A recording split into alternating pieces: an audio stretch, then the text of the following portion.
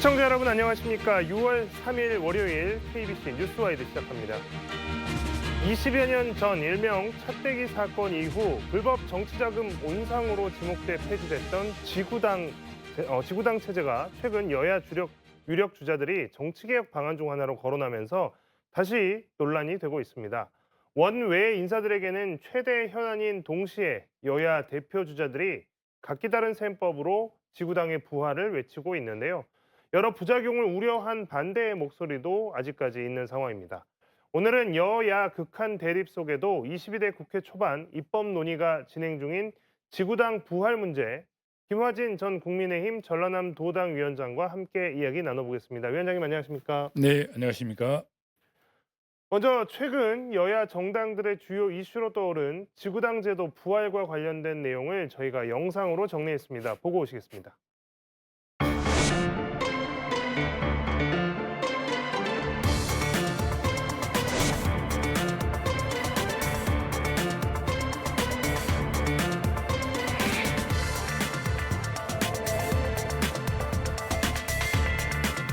지구당 부활도 우리 중요한 과제입니다. 정치 신인들이 정치권에 진입할 수 있는 진입 장벽을 낮춰주겠다는 정치개혁 법안이고, 돈 먹는 하마가 되지 않을 만한 정치 문화의 혁신이 이루어졌는지, 그리고 이를 막을 제도적 대안이 있는지부터 물어야 합니다.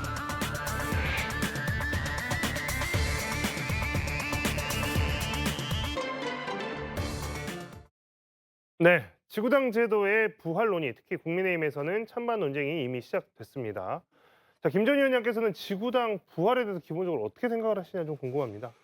네, 자유민주주의 국가에서의 의회 정치의 기본 축은 두 가지로 운영되거든요. 정당 제도와 선거 제도. 즉, 정당 정치를 어떻게 운영함으로써 선거에 승리를 할 수 있을 것인가. 그래, 20년 전에는 차떼기 등 상당히 그 무리가 있었기 때문에 지구당을 폐지를 했으나 그 이후에 정당법이나 정치자금법이 거의 완벽한 수준으로 보완이 되었단 말이죠.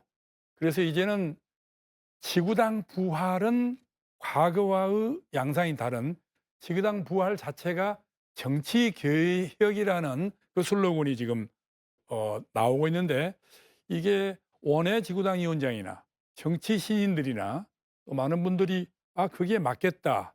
그리고 특히 우리 국민의힘에서도 이를 통해서 정치 계획을 이뤄보자기 때문에 저로서도 풀뿌리 민주주의 근간인 지구당 부활로 지방자치제도가 활성화되기를 바랍니다. 네. 자, 방금 이제 국민의힘 이야기도 잠깐 해주셨는데 이 국민의힘 내부에서 찬성하는 쪽은 지난 총선 참패의 원인이 우리의 지역 조직이 너무 취약하다. 사실상 이게 실상 지역 조직을 활성화하고 실제로 그 지역 정치를 복원하기 위해서는 지구당 체제만한 것이 없다. 이제 이렇게 이야기를 하고 있는 거고요. 반대하는 쪽에서는 지구당이 부활하면 예전에 문제가 있었던 그런 정치 부패 이런 것들이 다시 생겨날 수 있고 또 이 당대표를 중심으로 한 이 수직적 구조, 제왕적 당대표의 권한이 강화될 것이다. 이제 이런 비판도 있습니다. 최근까지 이제 도당 위원장을 맡으셨으니까 이런 장단점에 대한 우려나 기대나 이런 것들에 대해서 다 이해를 하고 계실 겁니다. 이 부분에 대해서 이제 하실 말씀이 좀 있으실 것 같은데요. 제가 뭐 3년인 도당 위원장을 했었고요. 근본 총선에는 비례대표로 출마를 하면서 선거운동을 했는데, 아무래도 이 기본 조직 지구당이 없는 관계로 선거 때 조직을 하려고 보니까 이건 거의 불가능한 조직들이었어요. 그래서 국회의원이 많이 있는, 즉 의원을 많이 확보하고 있는 정당에는 아주 유리한 것이다라는 것을 저희들이 직접 간접적으로 체험하고 평가를 했었고, 또 그렇기 때문에 원외지구당 위원장들이 주로 많이 그것을 바랬지만은 실은 그것은 하나의 10가지 정도라면은 한 가지 정도에 불과하고, 아마 4년 전부터 정치개혁 특위에서 이미 지구당 부활이 여야 동시에 일어났기 때문에 특별하게 이번에 이 선거를, 당대표 선거를 선점하기 위한 이슈는 아니다, 그렇게 보고 있습니다. 네. 자, 국민의힘에서 이 지구당 부활을 제기한 사람이 바로 한동훈 전 비대위원장입니다. 방금 이제 위원장님께서도 이게 이제 전당대회를 목적으로 이슈를 쟁점한 것은 아니다라고 말씀을 하셨는데 바로 이제 그 이유가 한동훈 전 비대위원장이 이 이야기를 공론화했기 때문입니다. 당내에서는 찬반 입장이 극명하게 갈리고 있습니다. 당권 경쟁자이기도 한 나경원 의원, 또 안철수 의원, 윤상현 의원은 대체적으로 찬성을 하고 있고 반대로 차기 대권 주자로 꼽히는 지금 이제 지자체장인 오세훈 서울시장, 또 홍준표 대구시장 등은 강하게 반대하고 있습니다. 이게 좀 입장 차가 왜 생기는 걸까요? 지금 당권 주자와 대권 주자는 입장 차이가 많을 수밖에 없죠. 당권 주자들은 당원과 지역구 위원장의 견해와 그들과 함께 가야 되고, 대권 주자들은 익히 알려져 있는 자신들 명성을 가지고 전 국민을 상대해야 되기 때문에 20년 전에 폐지했던 차떼기당을 다시금 부활한다라는 것은 국민적 정서에 맞지 않을 것이다. 그런 것이 있고, 당권 주자들은 실질적으로 선거 임해 보니까 이게 엄청난 문제점이 있더라. 그리고 당을 어찌 보면 잘 통솔하고 운영하기 위해서는 당과 지구당 조직의 필요성이 반드시 필요하다는 걸 느꼈기 때문에 괴리가 있을 것이고, 특히 오세훈 위원장 같은 경우에는 본인이 발의했던 문제이기 때문에 더더욱 크게 아마 반론을 제기하지 않을 것인가 이렇게 보고 있습니다. 방금 이제 위원장님께서 말씀해 주셨지만 실제로 이 지구당의 폐지는 2002년도에 한나라당 이른바 차떼기 사건이 있었을 때 이것을 계기로 이른바 지금의 오세훈 서울시장이 당시 오세훈법이라고 불리는 이 입법을 통해서 지구당 제도가 이제 폐지된 바가 있습니다. 자, 이렇게 당내 주요 정치인들의 의견이 맞서고 있고 또 원내, 원외 인사들의 이해가 엇갈리고 있는 상황입니다. 윤상현 의원은 아까 영상을 잠깐 보셨지만 법안 발의까지 했습니다. 그래서 이제 당 안에서 이제 논의가 어떻게 흘러갈지 좀 주목이 되는데요. 이 논의가 이제 어떻게 좀 진행이 될 것 같다고 보십니까? 아마 논의는 필요하겠죠. 그러나 논의의 시점이 언제일까는 제가 판단하고 분석한 현 상황으로 봤을 때 이 당대표 선거 이전에는 시기적으로 불가능할 것 같고, 당대표 선거가 끝나는 이후에는 이 문제가 급속도로 갈 것으로 봅니다. 우리 당 내에서도 반대하는 세력들이 분명히 있기 때문에, 그래서 총체적으로 의견 수렴을 하는 데는 상당한 기간이 있을 것이고, 그리고 이를 또 주장하고 동조하고 있는 민주당과 야당이 있기 때문에 그들과도 이제는 여야의 구분을 떠나서 정치 계획이라는 차원을 가지고 가야 되기 때문에 함께 가야 되지 않을 것인가. 그래서 당대표 선거 이후 아마 9월부터 이거 본격화되지 않을까 이렇게 보고 있습니다. 네. 사실 이제 이 지구당 제도가 부활이 되면 현재 이 당협위원회, 그 지역별 당협위원회랑은 아무래도 그 지역구에 이제 당선자가 있다 그러면 국회 현역 의원이 있다 그러면 원내 의원들을 중심으로 흘러갈 수밖에 없지만 이 지구당이라고 하는 것은 아무래도 지금에 있는 시스템과 비교해 보면 원외, 그러니까 국회의원이 아닌 정치인과 또 정치에 이제 도전하려고 하는 정치 신인들에게는 수건 과제이기도 합니다. 전당대회 출마를 저울질하고 있는 한동훈 전 비대위원장이 이 지구당의 부활 이야기를 꺼낸 것을 두고도 또 이런 것들과 맞물려서 더 큰 의미를 부여하기도 합니다. 한동훈 비대위원장이 이 지구당 부활에 대한 이야기를 꺼낸 이유, 거기에 대해서 뭐 특별한 더 배경이 있을 수 있을까요? 그렇죠. 이번에 낙선한 국회의원들도 몇 분들 만났고, 특히 또 원외위원장들 몇 분을 만난 것 같아요. 그런데 그분들이 그동안의 문제점들을 제기했었고, 또 한동훈 위원장이 솔직한 그 심정으로 보면 당대표가 되기 위해서는 상당한 조직과의 소통이 돼야 된다라는 것이 있었다고 봅니다. 그게 가장 중요한 게 지구당, 특히 원외 지구당 위원장들이 가장 바라는 게 무엇이었는가?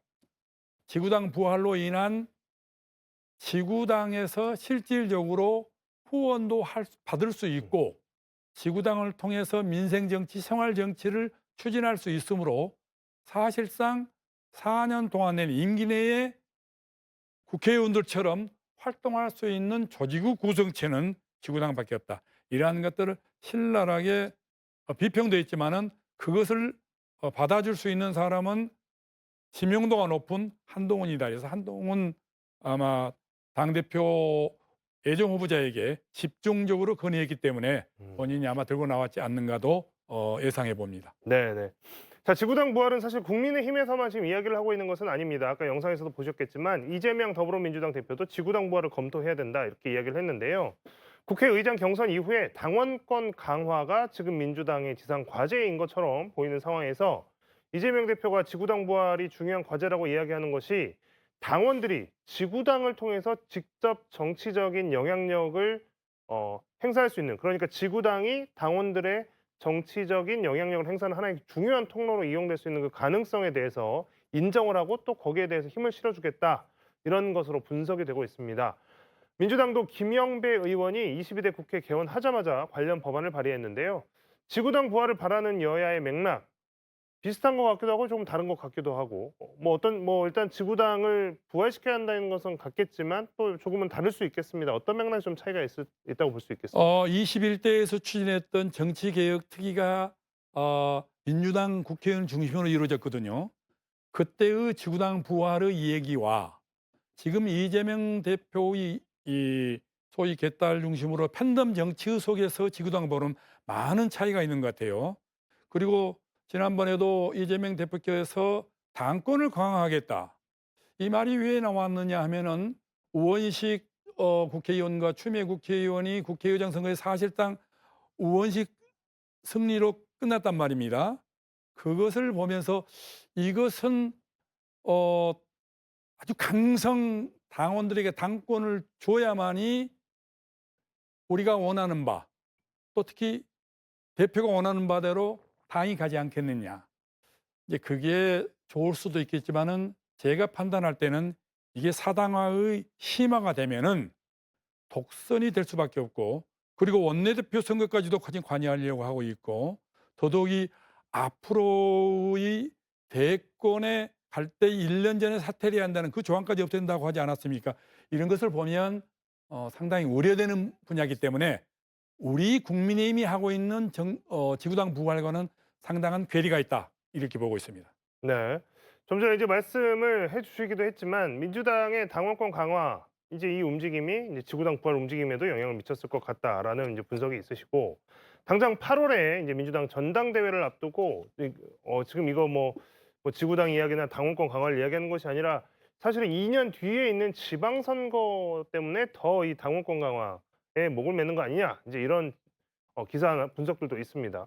지방선거 공천권을 가진 시도당 위원장 선출 방식을 기존 대의원 50%, 권리당원 50%에서 권리당원 100%로 변경하는 방안도 검토하고 있다고 하는데 이 부분에 대해서도 좀 보시기에 좀 다르게 보실 수 있을 것 같습니다. 그렇죠. 특히 우리 지역 같은 경우는 공천이 곧 당선이 아니겠습니까? 그런다 보면은 권리당원 100%에 의한다면 지구당 위원장의 사당화가 될 수 있는 것도 되고, 또 지구당 위원장을 당헌 당규를 개정해서 당대표 사람으로 만들게 보면 결국 당대표에 의한 시장과 광역자치단체장 군수들이 만들어질 거란 말입니다. 그러면 결국 정치에 있어서 여야가 지역 발전을 통한 것, 바로 기초지방자치단체에서는 공천권을 배제하는 것들이 상당히 왔었는데도 불구하고 더욱더 강화함으로써 그건 상당히 요원해지지 않을 것인가, 이런 면을 봤을 때 이번에 민주당이 하려고 하는 것은 상당히 우려할 만한 대목들이 많다, 저는 그렇게 판단하고 있기 때문에 상당히 과거 수순대로 가는 것이 더 좋지 않겠느냐, 다른 당이지만 그렇게 보고 있습니다. 역시 이제 위원장님이 도당위원장 오래 해보셨으니까 당은 비록 다르지만 민주당의 그러면 현직 단체장들, 뭐 광주시장, 뭐 전라남 도지사도 있을 수 있고요. 뭐 전국에 16개, 17개 시도 단체장들이 있는데, 그러면 이 현직 단체장들이 이제 이런 것들에 대해서 이제 민주당 안에서 이런 당원권 강화라고 하는 것이 결국 지금 어떤 식으로 가겠다라고 하는 것들을 보이다 보면 위기감도 좀 있을 거라고 보실 수 있겠네요. 많은 위기감이 있죠. 그동안에는 아무래도 지역에서 당원들이 선출을 했다고 하지만은 그래도 객관적인 그 언론기관 또 여론조사기관의 여론의 수위에 차지한 사람들이 되게 됐단 말입니다. 그런데 이제는 당원권 100%에 의해서 이렇게 된다고 한다면은 현재의 지방자치단체 시장 군수들에게는 또 도지사에게는 상당히 위험적 요소, 불안감이 있지 않을 것인가. 그래서 그런 분야에서 또 역으로 반발감도 나오지 않을 것인가. 그래서 그것들을 잘 조화해서 가는 것이 좋지 않겠나 싶습니다. 자, 일단 뭐 아까 영상에서도 잠깐 보셨지만 어쨌든 지금 뭐 더불어민주당, 국민의힘 안에서는 뭐 유력한 인사들이 이 지구당 부활에 대해서 아주 진지하게 그리고 아주 긍정적으로 검토를 하고 있고 속도도 내고 있습니다. 그런데 제3당인 조국혁신당과 소수정당인 개혁신당에서는 반대 입장을 분명히 했습니다. 조국 대표 같은 경우에는 양 당이 이거를 정치 개혁의 첫 번째 과제로 내는 것이 이해가 되지 않는다. 그러니까 정치 개혁의 여러 의제들 중에서 이걸 왜 지금 당장 이렇게 급하게 하는지 이해가 안 된다라고 이야기를 했고, 이준석 개혁신당 의원 같은 경우에는 결국 지구당이 폐지됐을 때의 원래 그 문제, 그러니까 돈 먹는 하마가 다시 될 것이다라고 부정적인 전망을 하기도 했습니다. 자, 이렇게 지역 기반이 약한 정당들 혹은 좀 의석수가 적은 정당들이 지구당 제도를 되살리는 것에 대해서 거부감을 갖고 있는데 이것은 어떤 이유 때문이라고 분석을 하십니까? 다 자기 중심이겠죠.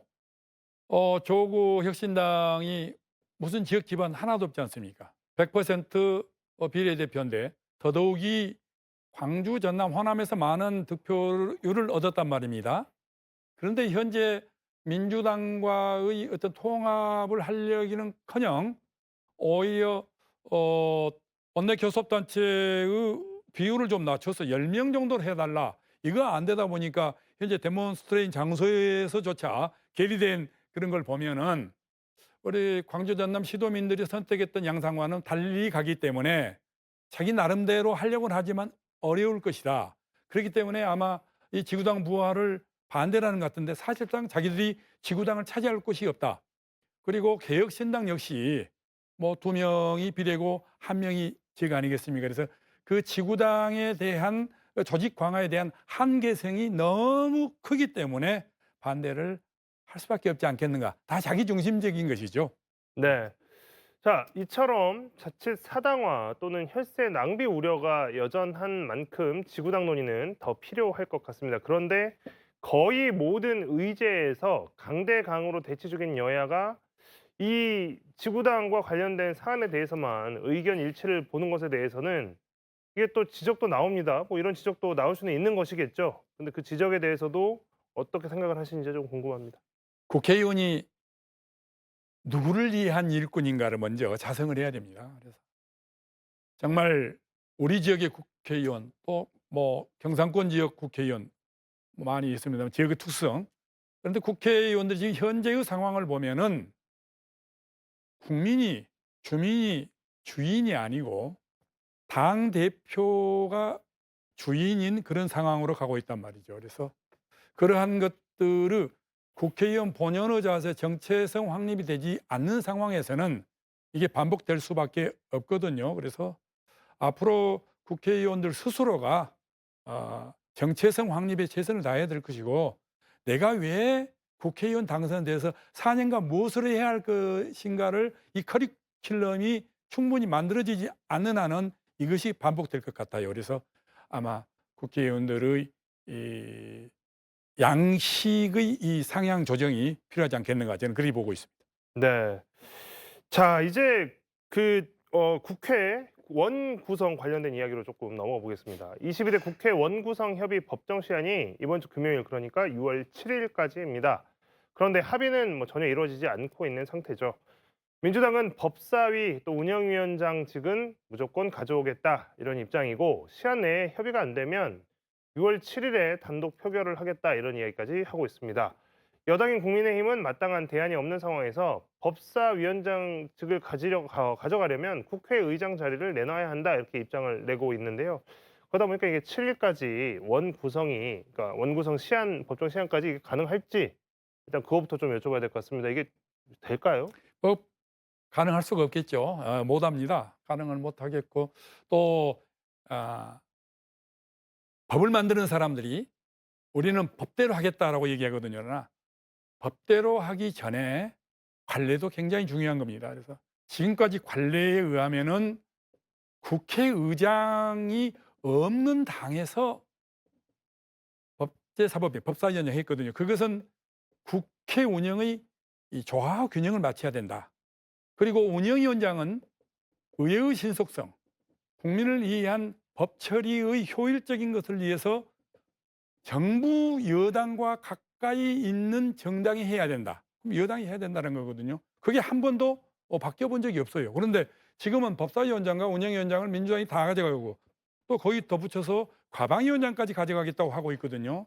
그렇지 않고 이 외에 다른 걸 가져와라 그러면 하지 말라는 거 똑같고, 그렇지 않으면 18개 위원장 모든 것을 우리가 갖겠다. 결국으로 정말 국민들의 이 원성과 지탄이 어디로 갈 것인가. 지금은 강자이지만은 결국 그렇지만 않거든요, 정책 상황이. 그래서 앞을 내다볼 줄 아는 거대 야당의 국회의원들이 되었으면 좋겠다고 저는 생각합니다. 위원장님께서 이제 말씀을 이제 그렇게 전망해 주셨는데, 지금 이제 최근에 이제 그 이재명 대표가 당원들과 난상 토론을 한다거나 아니면 이제 좀 이런 이야기들 들린 거 보면 그런 이야기가 나옵니다. 법정 시한 딱 지켜서 넘기지 말고 무조건 표결해야 된다. 질질 끌지 말아라. 이런 이야기들이 약간 뭐 당원권 확대와도 맞물려서 당원들 사이에서 그런 이야기가 거세게 나오고 있고, 민주당 일부 의원들도 이거 시간 끌면 안 된다. 이거 그냥 해야 된다라고 했는데, 아무래도 그 기저에 있는 자신감이라고 하는 것은 지난 총선의 압승이겠죠. 그렇게 해서 밀어붙일 가능성도 사실은 좀 높은 거 아닙니까? 추미애 의원이 국회의장이 되었더라면은 그리 갔을 겁니다. 그래 굉장히 그 민주당 강렬 당원들이 안타까이 생각하는 것이 왜 추미애를 안 했느냐 이거거든요. 그러나 우원식 국회의원이 의장이 됐기 때문에 상당 기간 동안의 타협, 협치를 종용할 것이고 또 유도할 것이에요. 저는 그렇게 봅니다. 또 그렇게 돼야만이 야당도 살고 여당도 함께 간단 말입니다. 그래서 결국 이게 여당과 정부를 이해하는 것이 아니라 국회가 정상화가고 국회가 합리적으로 운영하는 것은 야당에게도 큰 유리함이 있기 때문입니다. 그렇지 않겠습니까? 그래서 그것을 오랫동안 경험했던 재선, 3선, 4선, 5선 다양한 민주당 내 국회의원이 있기 때문에 저는 합리적 선택이 이루어질 수 있다고 보고 있습니다. 네, 그러면 반대로 국민의힘에서 이걸 어떻게 하면 국민의힘에서도 이걸 받을 수 있을지 없을지에 대한 가능성에 대한 부분을 좀 여쭤보겠습니다.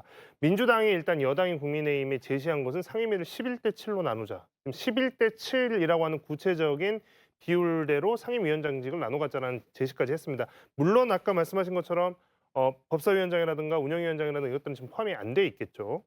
그런데 이제 이 11대 7이라고 하는 배분안이 국민의힘이 사실상 이걸 끝까지 거부해서 민주당이 그 상임위원장직을 놓고 이 상임위를 독식하게 돼버리면, 상임위원장직을 독식하게 돼버리는 것보다는 그래도 이거라도 좀 챙기는 게 실리적인 거 아니냐라고 하는 그런 분석도 있는데요.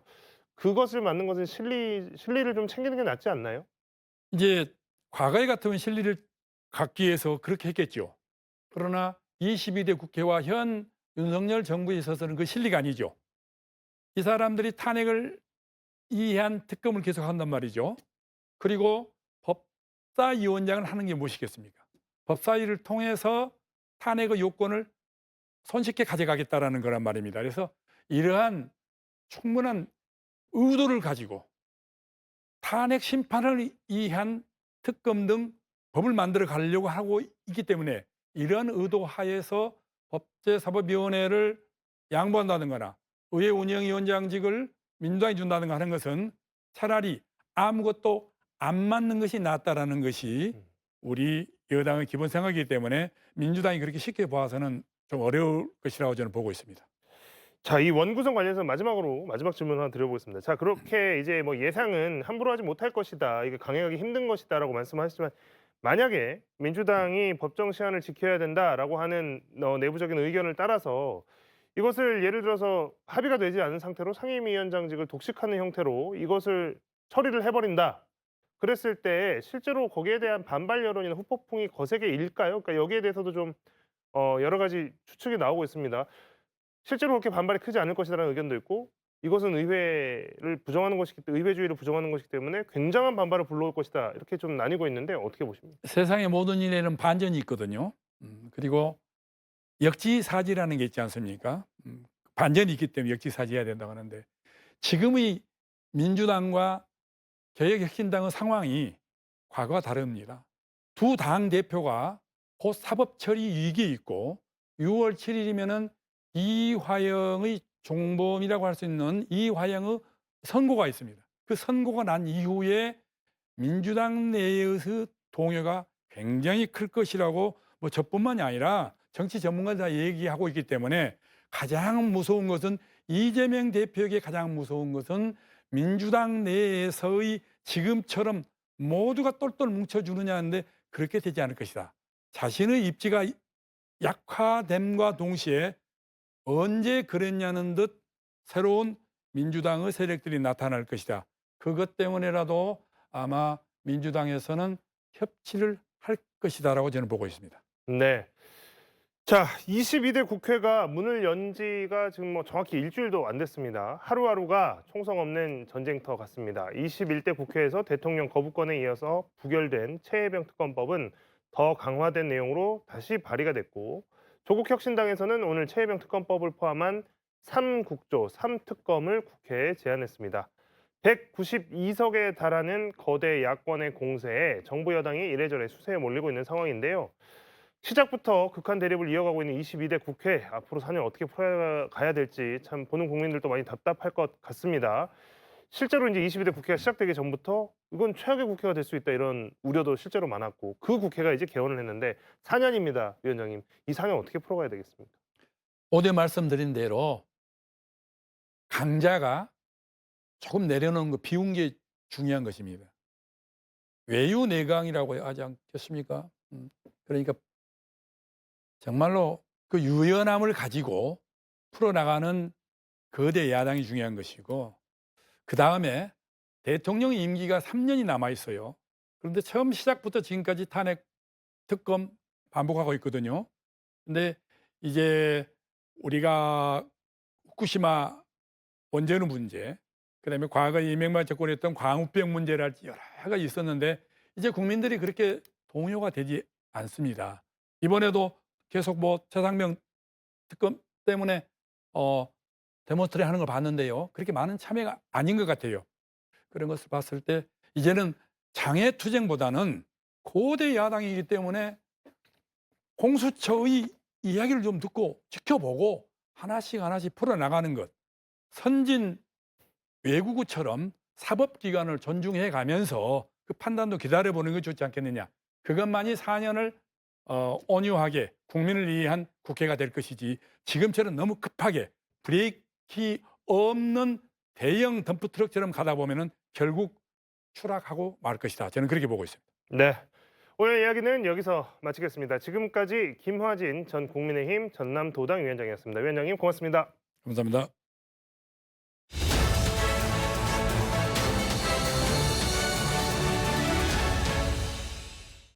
서울광역방송센터입니다. 22대 국회 임기가 시작됐지만 여야는 서로 마주보고 달리는 열차처럼 극한 대립을 벌이고 있습니다. 더불어민주당은 당장 오는 7일까지 국회법에 따라 상임위원장 원구성을 끝내겠다고 국민의힘을 압박하고 있고, 국민의힘은 국민의힘대로 해볼 테면 해보라며 김정숙 여사 특검법 발의로 맞서는 등 강대강 치킨게임 양상을 보이고 있습니다. 여의도 초대석 4년 만에 국회에 다시 입성한 박지원 민주당 의원과 정치권 현안 이슈 짚어보겠습니다. 의원님 어서 오십시오. 네, 안녕하세요. 원장님이란 말이 입에 붙었는데 의원님이라고 부르려니까 뭐 아무렇게나 불러주세요. 오늘 그 윤석열 대통령이 국민 소통 강화 차원에서 월에 한 번씩 국정 브리핑을 한다고 했는데 오늘 첫 브리핑에서 포항 영일만 앞바다에서 뭐 막대한 석유, 유전, 가스 매장돼 있을 가능성이 있다. 시추 작업 지시했다. 그렇게 하던데 보셨나요, 그거? 국면 전환용이 아니라 실제로 좀 나왔으면 좋겠어요. 네. 그래서 우리도 산유국, 네. 가스 생산국이 됐으면 좋겠다. 기대하고 있습니다. 근데 이게 지금 그 제주도 그 부근에 그 제7 광고 동해 이쪽으로 해갖고 거기가 지금 유전이 상당히 묻혀 있는 걸로 돼 있는데, 그게 한일 공동으로 2년 안에 개발을 안 하면은 그 소유권이 일본으로 넘어가 버리는데 그거를 좀 지키는 것도 같이 해야 될 것 같다는 생각이 드는데. 어떻게 됐든 윤석열 대통령의 한일 외교는 굉장히 위험합니다. 모든 것을 일본으로 퍼주고 있기 때문에 그러한 것도 고려해서 정부가 빨리 하도록 또 사실이도록. 의원실은 615 가셨나요? 몇 네, 저는 6.15 남북 정상회담에 네. 특사를 한 것을 가장 영광으로 생각하고 또 김대중 대통령의 네. 그러한 노력을 기리기 위해서 모든 것은 네. 6.15로 쌍화용하고 있기 때문에 당연히 그리 들어갔습니다. 페이스북 보니까는 최상병 특검 거부 윤석열 정권 규탄 서울역 집회 지난 주말에 참석하셨던데 분위기가 어땠었나요? 엄청나게 사람이 모였더라고요. 어, 그리고 그 햇볕도 뜨거웠지만 네. 그 열기가 음, 민심에 네. 엄청나게 열기가 있었다. 깜짝 놀란 것은 저는 사실상 네. 이재명 대표의 대중 강연을 처음 들어봤어요. 왜냐하면은 지난 대선 때는 제가 국정원장을 했고 네. 아 연설 잘하더라고요. 어, 네, 그래서 깜짝 놀랐어요. 잘한다는 게 뭐 어떻게? 아니 그 내용도 좋지만은 여러 가지 그 태도 이런 것들이 핵심을 짚어서 네. 연설을 하는데 아 진짜 깜이다 이런 것을 느꼈습니다. 감은 뭐 대통령 대통령 깜이다. 뭐 흡입력, 카리스마 이런 게 막 느껴. 글쎄요 제가 볼 때는 아무튼 흠잡을 데 없이 좋더라 하는 얘기를 드리는 겁니다. 이렇게 물어보긴 그렇지만 김대중 대통령 연설하고 비교하면 어떻던가요? 네. 뭐 김대중 대통령도 잘하셨고 또 이재명 대표도 잘하시더라. 근데 집회에서 이재명 대표가 국민 뜻을 따르지 않으면 대통령 자리를 지킬 수 없다는 걸 증명해야 하지 않겠나라고 언급을 했는데 이거는 탄핵 시사한 발언 아니냐 뭐 이래서 지금 설왕설래가 많은 것 같은데요. 글쎄 지금 현재 윤석열 대통령은 총선 패배로 민심의 회초리를 맞았지만은 네. 변하지 않고 있습니다. 그리고 계속해서 네. 최상병 특검, 김건희 특검 등 네. 또 물가 폭탄, 음. 서민 생활에 대해서 관심을 두지 않고 있기 때문에 민심이 들끓고 있다. 네. 그래서 대통령의 변화를 촉구하고 민심과 함께하는 네. 그런 정치를 대통령께서 해달라 하는 촉구의 말씀이라고 저는 받아들였습니다. 윤 대통령이 해외 출장 중인 당시 이종섭 국방장관한테 개인 휴대폰으로 하루 3차례 전화한 거 이거 논란이 되고 있는데 어떻게 보시나요? 그걸 네. 제가 맨 먼저 지적을 했어요. 아, 제가 국정원장 출신 아니에요. 네. 또 청와대에서 오랫동안 5년간 일해본 경험이 있는데 대통령께서는 보안을 위해서 안보를 위해서 네. 비화폰을 씁니다. 그런데 어떻게 네. 대통령이 우즈벡 네. 과거 소련 연방 아니에요? 네. 북한 대사관도 나와 있고 하는 곳에 가 있는 이종섭 장관에게 네. 개인 핸드폰을 이용해서 3번씩 전화하는가? 네. 이것은 안보에 대한 무능을 드러낸 겁니다. 그리고 또 더 가관은 네. 전화는 했지만은 네. 최상병 문제는 얘기하지 않았다. 전화는 했지만은 이 법은 없었다. 네. 이것은 법을 빠져나가기 위한 법꾸라지 대통령으로서 모습을 보였고 더 비겁한 것은 네.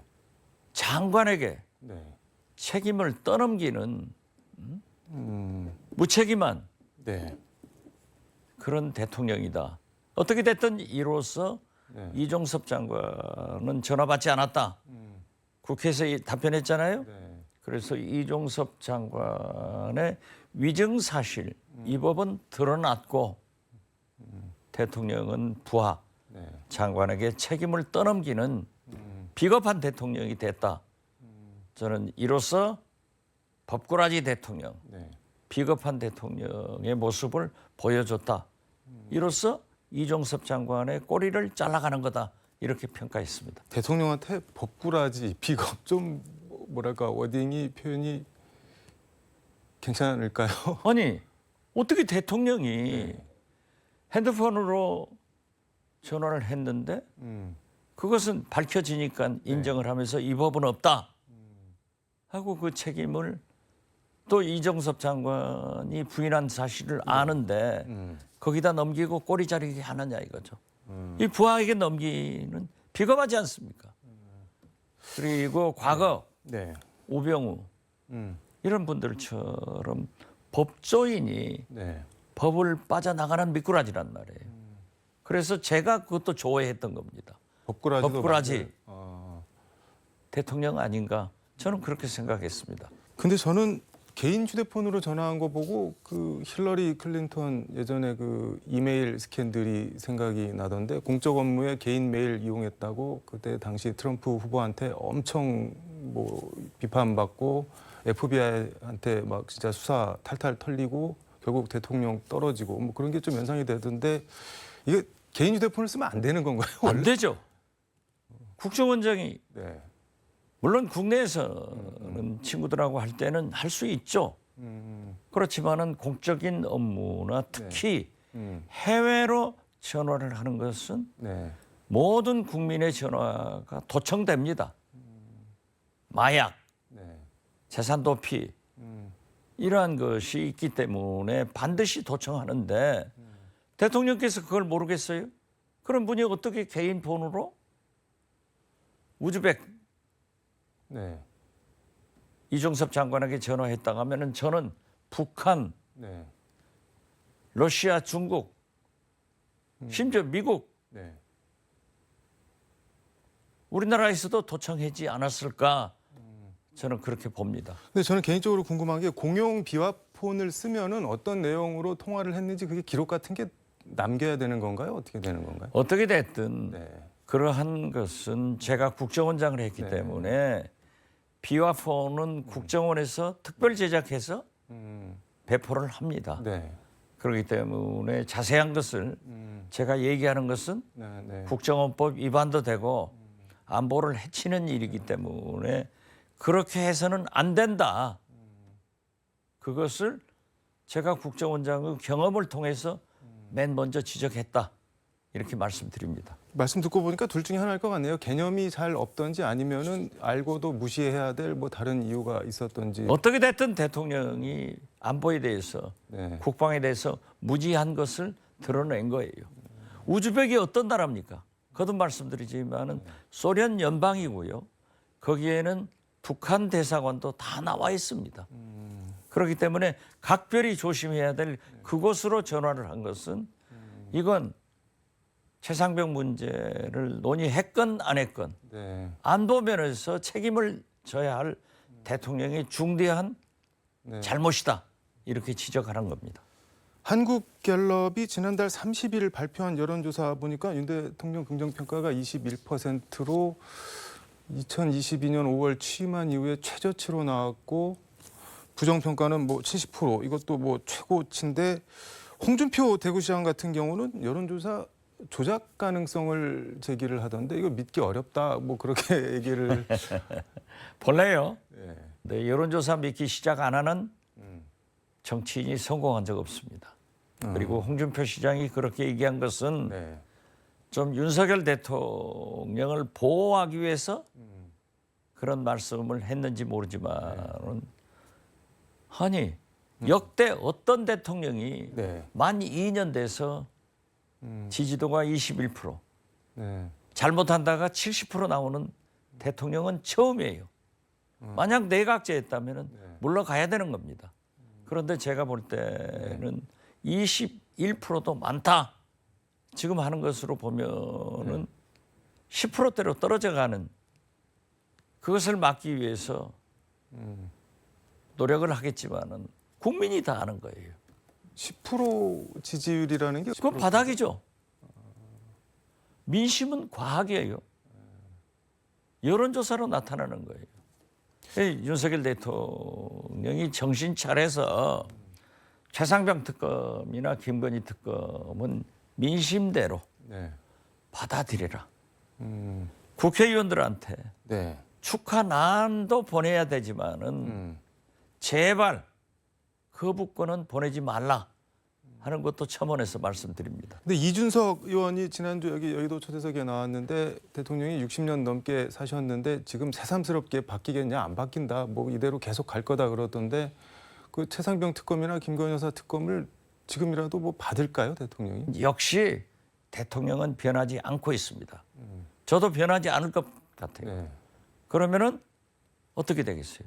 민심이 들끓어서 결국 최상병, 김건희 특검을 계속 거부한다고 하면은 더 가혹한 그런 지지도가 기다리고 있다. 그래서 저는 거듭 민심이 과하기 때문에 대통령이 김대중 대통령께서 말씀하신 대로 네. 대통령 생각이 중요한 게 아니라 국민의 생각이 중요하다는 것을 자각하셔야 본인도 살고 나라도 불행해지지 않는다 하는 것을 거듭 강조합니다. 홍준표 시장은 뭐 말이나 이런 표현은 윤 대통령을 변호 보호하려는 것 같은데 일각에서는 이제 지능적 안티 아니냐, 그 욕먹을 거 유발하는 거 아니냐, 뭐 그렇게 냉소하는 분들도 꽤 있던데 그건 어떻게 보세요? 저도 네. 후자이다 두고 있습니다. 일부러 그러고 계신다는 건가요, 여러분? 그분이 보통 정치를 하지 않지 네. 않아요. 그렇기 때문에 홍준표 대구시장의 말씀을 손가락으로 다 하는데 예, 예. 액면 그대로 받는 것보다는 행간을 잘 짚어야 된다. 이렇게 생각합니다. 22대 국회 원구성 박찬대 지금 민주당 원내대표는 뭐 원칙대로 하겠다 그리고 원칙대로 해야죠.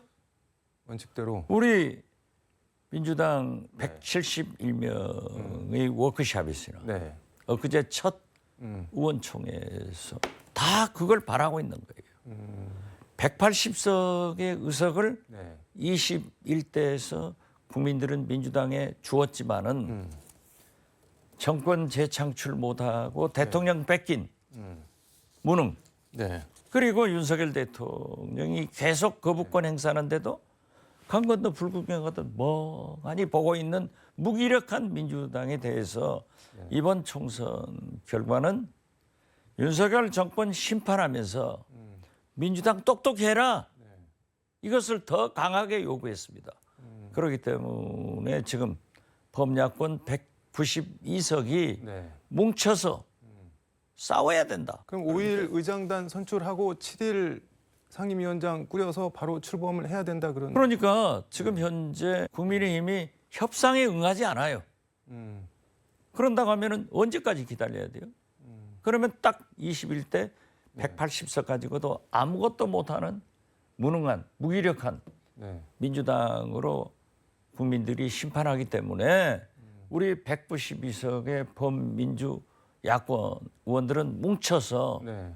개원을 하고 안 되면은 18개 상임위원장을 21대 네. 초반기 국회처럼 독식을 해서 국회에서 일하자 이거예요. 일하고 싶어요. 21대 초반기 국회처럼이라고 말씀을 해주셨는데 추경호 국민의힘 원내대표는 어제 기자간담회 했는데 21대 하반기처럼 하자. 그래서 운영이 법사위 과방이 국힘한테 달라. 뭐 그렇게 얘기를 하던데 그거는 뭐 전혀 말도 안 되는 건가요? 그건 말도 안 되죠. 왜냐하면은 그때 당시는 대통령이 그러지 않았어요. 그렇기 때문에 정치가 살아 있었어요. 네. 그러나 지금은 계속 양국특별법, 농안법, 농어촌 문제도 민생 문제도 거부권 행사해 버린단 말이에요. 그렇기 때문에 가장 당면한 최상병, 김건희 특검은 물론 네. 민생 법안의 속도감 있는 통과를 위해서는 개문 발차해야 된다. 그렇게 말씀드립니다. 그때는 문재인 대통령이어서 법사위랑 운영위를 줬는데 지금은 절대 안 된다. 대통령이 윤석열 대통령이니까. 당연하죠. 만약 법사위원장을 주면은 개혁입법, 특검법 같은 것이 최대 330일에서 240일이 지연되는 겁니다. 망건수다 장파하는 거죠. 근데 또 뭐 이렇게 그러면 또 네. 21대 국회를 재연하는데 192석을 안겨준 국민들에게 뭐라고 얘기할 거예요? 근데 야당 단독으로 국회를 개원하게 되면은 뭐랄까 국회 파행 공전 그리고 대통령이 거부권을 행사할 수 있는 명분 같은 걸 주는 거 아니냐 뭐 이렇게 그것은 네. 어차피 지금 현재 22대 국회는 네. 악순환으로 시작되는 거예요. 대통령은 거부권 행사하고 네. 우리 192명의 야당원들은 법안 발의해서 또 대통령실로 보내고 네. 이런 악순환이 계속되고 있지만은 민심은 네. 국민은 지금 현재도 최상병 특검, 네. 김건희 특검 하라고 하는 게 네. 70%가 넘잖아요. 그렇기 때문에 민심을 저버리는 윤석열 대통령 국민의힘은 결국 안 된다. 그렇기 때문에 국민 여론과 함께 민심이 과학이기 때문에 네. 과학을 믿고 압박을 해서 굴복을 시켜야죠. 근데 과학을 믿어도 192석이 200석이 되는 건 아니잖아요. 그렇죠. 그것이 이제 당면한 네. 딜레마인데 윤석열 대통령이 일방적으로 거부를 하고 있잖아요. 그럼 어떻게 해요? 대통령만 따라다녀요? 이건 아니죠. 그렇기 때문에 국민한테 호소를 하면서 네. 투쟁할 수밖에 없다. 윤상현 국민의힘 의원이 오늘 김정숙 여사 특검법을 발의를 했는데 내용이 뭐 많던데 인도 방문 관련 직권남용 배임, 옷값 특수활동비, 청와대 경호원 수용 강습 의혹, 단골 디자이너 딸 청와대 부정 채용 의혹 등등등 했는데 이게 김건희 여사 특검 맞불 차원인 것 같은데. 그렇죠. 네. 오직 궁색했으면은 네. 6년 전 영부인에 대해서 그러한 얘기를 하겠어요. 그래서 제가 그러려면은 네. 차라리 당군 할아버지 때부터 세종대왕도 박정희 대통령도 전두환, 노태우, 이명박 다 해봐라 하고 얘기를 하는데 국민들이 그러한 것에 대해서 최상병 특검이나 김건희 특검 물타기용이다. 이건 말도 안 된다. 네.